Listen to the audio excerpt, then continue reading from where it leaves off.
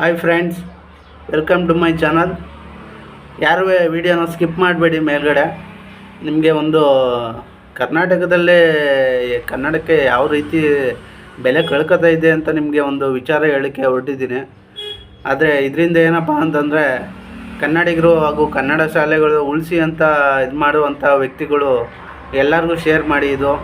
ಇದು ಕರ್ನಾಟಕದಲ್ಲೇ ಒಂದು ಶೋಚನೀಯ ಘಟನೆ ಅಂತ ಹೇಳ್ಬೋದಾಗಿದೆ. ಇನ್ನು ನಮ್ಮ ಕರ್ನಾಟಕ ಅಂದರೆ ಕನ್ನಡ ಅಂದರೆ ಕರ್ನಾಟಕ ಆಗಿದೆ. ಆ ಕನ್ನಡ ಶಾಲೆಗಳ ಇದು ಪರಿಸ್ಥಿತಿ ಯಾವ ರೀತಿ ಇದೆ ಅಂತ ಹೇಳಲಿಕ್ಕೆ ನಾನು ಹೊರಟಿದ್ದೀನಿ. ಹಾಗೆ ಇವತ್ತು ಏನಪ್ಪ ಅಂತಂದರೆ ಕನ್ನಡ ಶಾಲೆಗಳು ಅತಿ ಹೆಚ್ಚು ಕ್ಲೋಸ್ ಆಗ್ತಾ ಇರುವಂಥ ಶೋಚನೀಯ ಘಟನೆ ಇದು. ಏನಂದರೆ ಈಗ ಎಲ್ಲತವೂ ಇಂಗ್ಲೀಷ್ ಮೀಡಿಯಮ್ಮು, ಆಂಗ್ಲ ಮಾಧ್ಯಮ ಶಾಲೆ ಅಂತ ಏನು ಹೇಳ್ತಾರೆ, ಅವು ಎಲ್ಲತವೂ ಬಂದು ಗೌರ್ಮೆಂಟ್ ಶಾಲೆಗಳೆಲ್ಲ ಮುಚ್ಚೋಗುವಂಥ ಪರಿಸ್ಥಿತಿ ಆಗಿದೆ. ಕನ್ನಡ ನೆಲದಲ್ಲಿಯೇ ಕನ್ನಡಕ್ಕೆ ಒಂದು ಬೆಲೆ ಸಿಗದಿರುವಂಥ ಒಂದು ಘಟನೆ ನಡೆಯೋಕ್ಕೆ ಯಾರು ಬಿಡಬೇಡಿ, ಹಾಗೂ ಕನ್ನಡ ಶಾಲೆಗಳನ್ನು ಉಳಿಸಿ ಅಂತ ನಿಮ್ಮಲ್ಲಿ ಕೇಳ್ಕೊಳ್ತಾ ಇದ್ದೀನಿ. ಹಾಗೆ ಇನ್ನೊಂದೇನಪ್ಪ ಅಂತಂದರೆ ಕನ್ನಡ ಶಾಲೆಗಳಲ್ಲೂ ಇದು ಗಡಿಯಾಚೆಗಿನ ಏನೋ ಬಾರ್ಡ್ರುಗಳೈತೆ, ಮಹಾರಾಷ್ಟ್ರ, ತಮಿಳುನಾಡು ಹಾಗೂ ಕೇರಳ ಸೈಡಲ್ಲೆಲ್ಲ ಅದರಲ್ಲಿ ಪಾಠ ಮಾಡುವಂಥ ಶಿಕ್ಷಕರಿಗೆ ಯಾರೋ ಸ್ಟೂಡೆಂಟ್ಗಳು ಇರ್ತಾನೆ ಅವರು ಕೆಲಸ ಬಿಡುವಂಥ ಪರಿಸ್ಥಿತಿ ಬಂದಿದೆ. ಹಾಗೆ ಇನ್ನೊಂದೇನಪ್ಪ ಅಂದರೆ ಆಂಧ್ರ ಮತ್ತು ತೆಲಂಗಾಣದಲ್ಲಿ 20 ವರ್ಷದಲ್ಲಿ ಸುಮಾರು 150ಕ್ಕೂ ಹೆಚ್ಚು ಕನ್ನಡ ಶಾಲೆಗಳಿದ್ದವು. ಈಗ ಸುಮಾರು 80 ಶಾಲೆಗಳು ಮಾತ್ರ ಉಳ್ಕೊಬಿಟ್ಟೈತೆ. ಅಷ್ಟು ಶಾಲೆಗಳೆಲ್ಲ ಕ್ಲೋಸ್ ಆಗೈತೆ.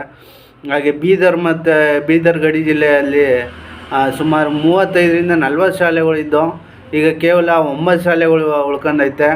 ಹಾಗೆ ಅನಂತಪುರದಲ್ಲಿ ಕನ್ನಡ ಶಾಲೆಗಳು ಸುಮಾರು 25ರಿಂದ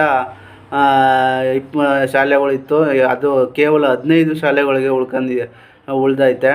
ಹಾಗೆ ಕರ್ನೂಲು ಅಂದರೆ ಆಂಧ್ರ ಪ್ರದೇಶದ ಕರ್ನೂಲಲ್ಲಿ ಸುಮಾರು 60ರಷ್ಟು ಶಾಲೆಗಳಿದ್ದವು, ಸುಮಾರು 45 ಶಾಲೆಗಳು ಮಾತ್ರ ಉಳ್ಕೊಂಡೈತೆ.